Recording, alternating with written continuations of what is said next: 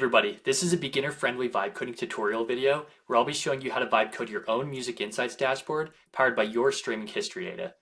This guide is linked in the description notes of this video, so feel free to pull those up and follow along as I walk through each step. But before we dive in, let me give a bit more context. Last week I vibe coded my own personalized Music Insights app that I called Trace AI, and it took about 5 minutes. It's live on my website, so let's briefly walk through that just to show you what we're building towards. So if we come here, we can click explore this app, Trace AI. And I'll really restrain myself because I could talk through this data forever, but just want to kind of give the high level overview of the different tabs. So we have the musical pulse here, which kind of gives overall lifetime stats for my music data, as well as the leaderboard tab where it shows the top artists, tracks, and albums by different years. So I can go back and look at my full history. We have the artist tab where it's kind of a database search functionality. So if I want to search for a specific artist, let's say The Offspring, I can see when I first listened to them, when I last listened to them, some top tracks. So the full database of nearly 4,000 artists that I can search on hand. My favorite tab, the concert compass, where I've kind of correlated or asked AI to correlate my listening history against when I saw an artist in concert. So I can click and see any of those. Over here, see the bucket list progress. So it looks at my top 20 most played artists all time and how many of them have I seen in concert, as well as then a full concert log down below. And then this is a new addition from the first Vibe Code demo where I kind of did some follow-up work and asked it to add some additional charts and called it the Advanced Insights tab, but there's a lot going on here. Basically, just a bunch of different ways I can kind of visualize my Spotify streaming data. So where did I listen across the globe? Doing more of a holistic concert streaming correlation.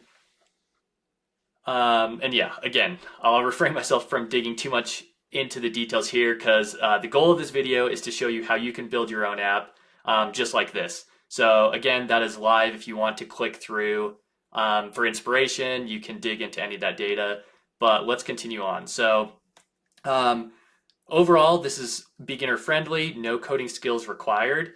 Should only take about 15 minutes for you to set up everything and build the end-to-end app. Pre-requirements is you do need to download your music streaming data, which spoiler can take up to 30 days according to Spotify. Mine did not take that long, it took 24 hours. But if you want to follow along with this video, you probably will want to move through step 1 first and then wait for that data to come and then come back to the video. We'll be using Cursor, which is what I recommend to beginners. Personally, I like to use Codename Goose. But that requires some extra setup, creating an API key through Anthropic or OpenAI. And so Cursor comes ready to go out of the box, so it's great for beginners. And then the output is that you'll have your dashboard in a local browser. So it won't be live on the internet for anyone to see, but you can still spin it up, see all the insights yourself, and explore and iterate. So, okay, step-by-step guide. Wherever your data lives, you can build an app off of it. So if you use Spotify, I've linked here to where you come through. You can click select extended streaming history, request data. And again, here's where it says prep time maybe 30 days. I think they're sandbagging. It only took 24 hours for me to get mine. Apple Music here as well. If you use that, you can export all your data. And then once you have your full listening history ready to go, you can move on to step 2. So step 2 is to organize your files in a way that you will be able to have Cursor interact with them. So let's just do that live. Here I am on my desktop. Let's say create new folder. We'll call it Tempo Trace AI. You can name it whatever you want your app to be called. And then let's name it in there. We'll have a new one called data. So let me open up the data folder and I'll drag over my Spotify data. So this is exactly what the Spotify data looked like when I downloaded it, except it was zipped. So I just unzipped it first. And you can see there's a couple files in here, but you can just point cursor to all of it and it will be able to read those. So that's it for step 2. Let's move on to step 3. Step 3 is install cursor if you don't already have it. So you click there, you click download for your operating system, and then once it is downloaded, you will open it, and it looks something like this. And all you need to do is click Open Project. And let's go to Desktop, click on that new app we created.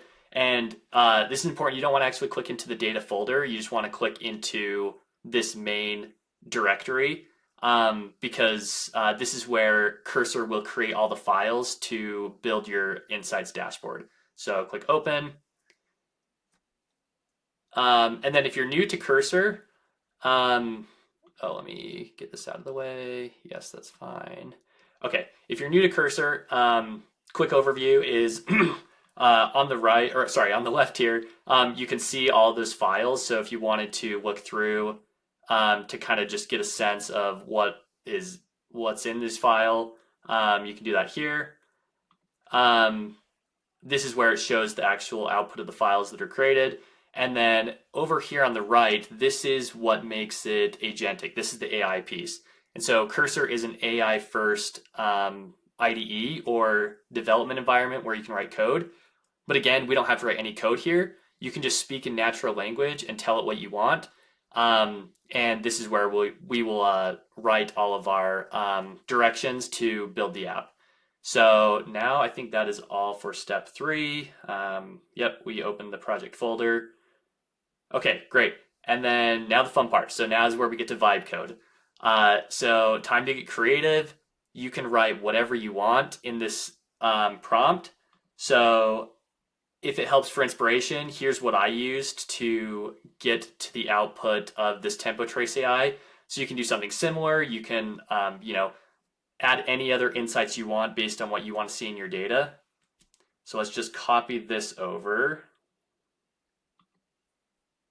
And we'll paste that there. Oh, let's close that out. Okay, yeah, we're just in this main folder. And then all you need to do is click send.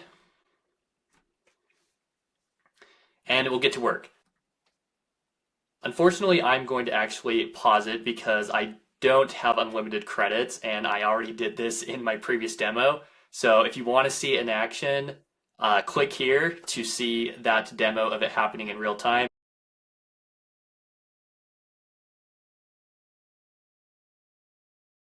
So Cursor probably took anywhere from 3 to 5 minutes to build the app, and you should see a bunch of new files over here on the left. So once those are good to go, Cursor may have automatically opened the app for you, but most likely you'll need to prompt it to open it. So what you can do is just say load, or let's say open my app.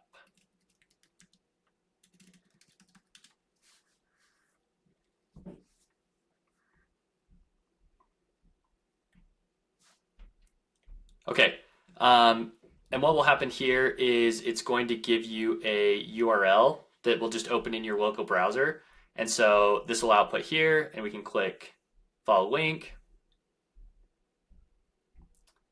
And here is how you can see the app. So again, you'll notice that this isn't my live app. This is pulling just from my local files, which is most likely what will be the case in your situation.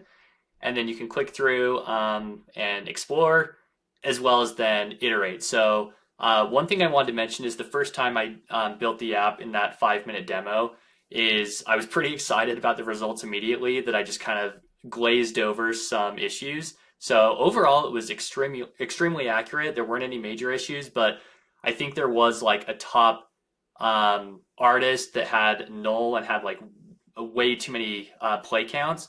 And so what I did is I took a screenshot, and this is a kind of a good tip for if you're debugging. You can take a screenshot, come back to Cursor, and just paste it in the chat box and say, hey, this data looks wrong. Why are there so many nulls? And then you send that, and Cursor will be able to root cause, triage, and fix it. just by you simply calling it out. So that's one thing to note. Always review your data. If anything looks wrong, um, it's pretty cool that AI can get this good often with it's just a one-shot prompt. But definitely iterate both for bugs as well as any features you want to add in. That's where I came back after as well and kind of gave it some ideas of additional charts I wanted to see. So you can feel free to iterate that way. So I think that was the last step. Yeah, explore, iterate, and enhance. Um, so yeah, if you want to make your dashboard live, you can also follow this blog post from a few weeks ago about how I used AI to actually build my website. And I don't have any development experience, never coded in front end. So beginners can definitely get up to speed on building a website using the same agentic AI workflow. Um, and then, yeah, stay tuned because I'm going to be vibe coding a lot more apps and projects in the future, and I'll be sharing those on my YouTube channel.